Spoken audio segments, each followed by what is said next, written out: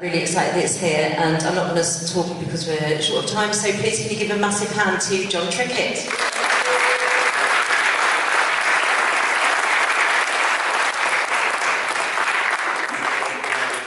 Got that voice.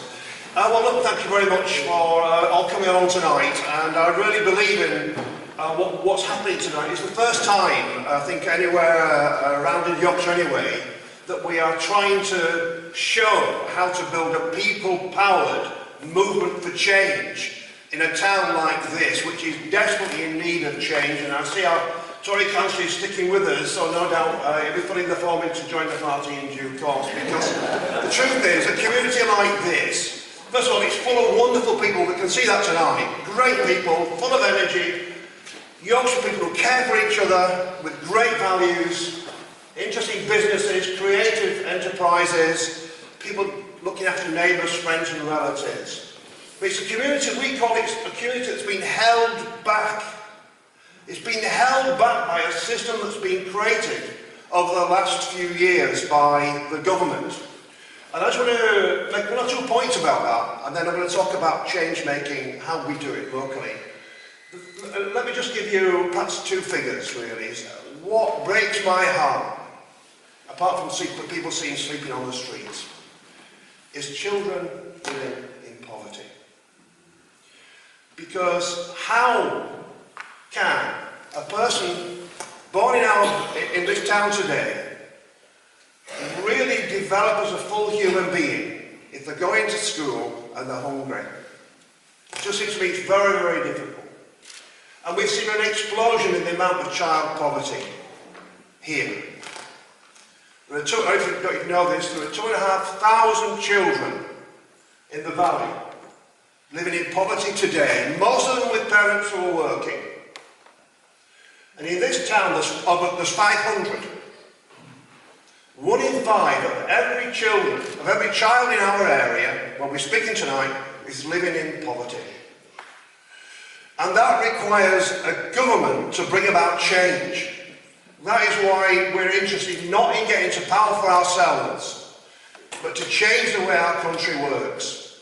Because how can it be right, in the 4th or 5th or 6th, however you count it, richest country in the world, in 2019, that children are being brought up in poverty and join well, if you go to the food banks, many of you will, ask the question, when are your peak demand times for people who are hungry, who need food? And I'll tell you when it is, apart from now people are being sanctioned by this horrible Tory regime that they've got for benefits. But the peak time, and there are also many women by the way, fleeing violence, but is during school holidays. Because they get fed, don't they? Free school meals during school time, but the school kitchens close in the school holidays. You get a bag for 3 days of food, that's it. But the school holiday can be 1 to or even 4 or 5 weeks. And the food banks see an explosion of demand. How can it be in a caring place in Middle and West Yorkshire where people do care for each other? There's children in your street, families that go to work with you who can't feed the kids at the end of the week. How can it be that that is the case? And so I have been asked by Jeremy to produce the plan for the first 100 days that you just said of the Labour government if we manage to get it. And I'll tell you, we will begin to tackle from day 1 this scandal of child poverty, especially in the areas which are being held back like this one. We will deal with it immediately. When people say there's not enough money, how can it be that we haven't got enough money in our country to feed children? It simply isn't right. So we mustn't allow that argument to be made. But here is the fact.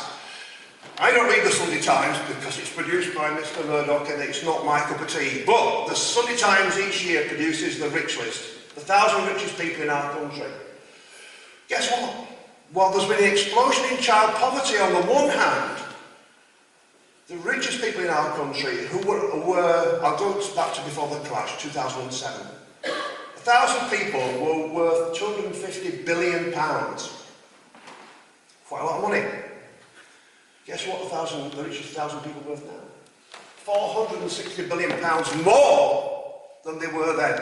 They're now worth over £700 billion. Now that is Tory values.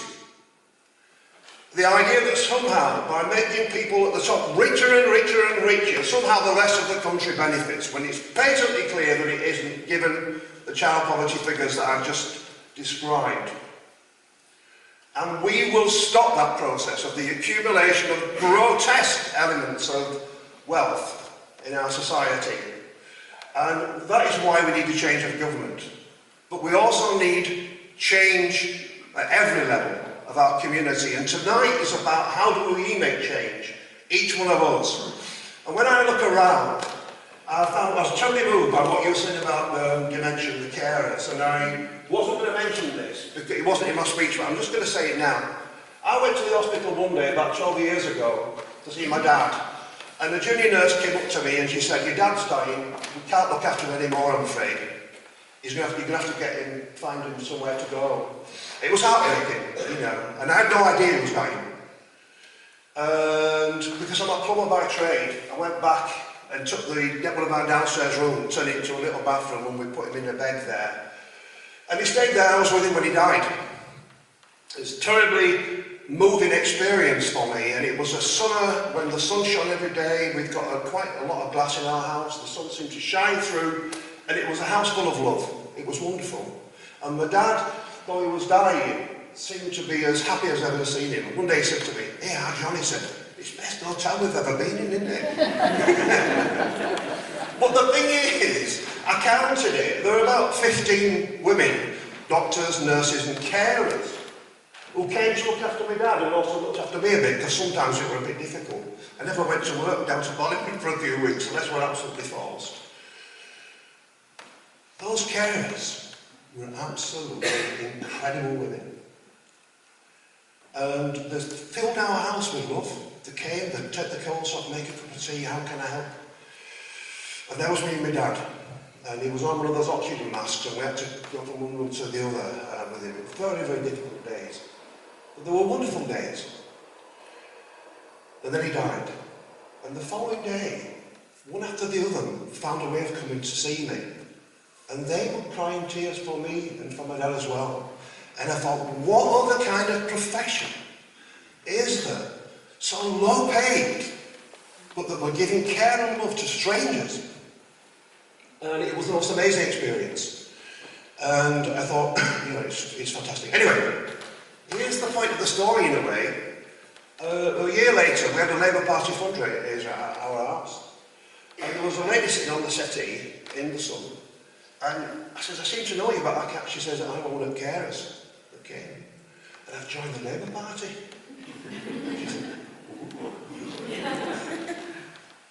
and I said, "What's it like then?" Because I said, "I was ever so touched. You've made my life feel different because of what you did for me and my dad." And she said, "You know what?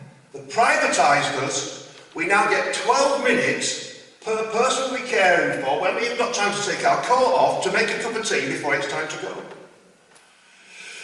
And this is women making a difference to lives whose lives are now being ruined by a system which doesn't simply work for them or for the people that they're caring for. It's a shocking situation that's been introduced by the Tories. And wherever I look, I see people who can make change. And when I look around this room, you can make change in this community as well. I want to just say a couple of words, maybe I'll say a couple of words about my life too, because I come from a very, very ordinary background. The house we grew up in was a slum and it was cleared away. I was expelled from school when I was 15. And I felt ashamed of myself in a way. I failed. My mum and dad said, "Jon is a good reader, he's going to do well." But I was kicked out of school for being a naughty boy. And I went to open the grandad who was a plumber, and he trained me to do plumbing. But what I actually felt, I thought proud because I'm a man. I'm earning money, I'm doing things with my hands, providing water and heating for people, and we're building houses, and it was a great thing. I was earning money. But there was a sense of shame though that I'd failed my parents. My granddad says to me, one day, he was a socialist. "Don't worry, Jon," he says, "the system were never really meant for people like us. It were meant for other people. And I thought about it. He says, you haven't failed, the system's failed you. And I thought, actually, that's not untrue. I thought more and more about it as I was 15. And it turned me into a socialist because I thought, actually, there is a system. I were a bad kid, don't get me wrong. But the system didn't work very well for us. And I joined the Labour Party not long after. Because I could see that there were changes in our country that needed to be made. And I got active in the community and I began to do things. And then there were a vacancy on the council and I became councillor. And eventually I became leader of Leeds. But here's the interesting bit of the story. In my lunch hour, I got to sign on to get me name in the book to be a councillor. I was in my overalls, wasn't I? Because I worked for a living. I went to door to the Civic Hall, big place in Leeds, you probably know it. You can't come in here, you know, you can't come in here, you're in your overalls, workers going out back. So I said, no, I'm a councillor. No, you can't be, you've got it all wrong, you made a mistake. They banned me effectively from the Civic Hall for a few days. But the point is, so it's an interesting story, but the point is this. I wanted to change the way that the Leeds school system worked because people like us weren't necessarily succeeding. People like me weren't succeeding in a school system that wasn't designed for us. And we began to redesign Leeds, how the schools work, change the way in which jobs were created in Leeds and try to build a different kind of more harmonious, less unequal city. And then one day I went off to Parliament and something similar happened. It's a story for another day. The thing is this. I was a person expelled from school. I went off to be a manual worker. I never thought I'd do anything else or ever leave Leeds particularly. I finished up working in Downing Street, number 10. So here's my last little story. One day, I'm a backbencher. I have to say I was a bit naughty. I was in the naughty class as well a bit because I didn't always agree with everything Mr. Blair did. Though we know that many good things were done by the Labour government. And the phone rings, 7 o'clock in the morning, Mrs. T's away somewhere, as she often is, and the phone rings, 7 o'clock in the morning, I'm minding a shirt eating my muesli, because you eat muesli after it when you've been to Parliament for a while, instead of sausage sandwiches that we were used to. Phone ring, hello love, and this voice, this Scottish voice comes in, it's not you love, it's Gordon Brown, and it's number 10 Downing Street. He said, I want you to come and work for me. And I went down to Downing Street. He said, I want you there for 10 o'clock. And that weekend, we nationalised the banks because they were about to crash. It was just the most amazing experience. I still haven't quite absorbed it all. But here's the funny thing, I got back home on Friday night, Saturday, Sunday night, I left the iron on them. That really burned down. But look, you know, whatever level we're active, we can make a difference. Whether it's in the street, in the neighbourhood, in the place of work, active in the Labour Party or in a community group, caring for others. All of us, we are the change makers. And you've got to think to yourself, is this country or this town the kind of place I really want to live in? Or are there changes we can make to make it better? And in whatever you choose to do, clearly we're entitled to a private life and be happy in the family and the household. But outside this space we inhabit, there's a world which is quite difficult for some people. Every single one of us, I believe, whatever we can do, have a duty to try to make this world a better place. I believe you can begin to do that. And we want to learn from you because, as I've just said at the beginning, this is the first time we've quite kind of done this thing. But we believe in changing the party. So here's the final point then. I thought all my life that the Labour Party was a change maker itself, but it had faults. And one of the problems is it's too vertical, too hierarchic, too top down. That is not the kind of democracy I believe in, it's not the kind of socialism I believe in. I believe it should be bottom up. And Jeremy and I and the others, so the leadership of the party, want to transform our party and our country. We believe that politics can be done differently. We believe that we can change our country from top to bottom, but not just a few blokes in suits.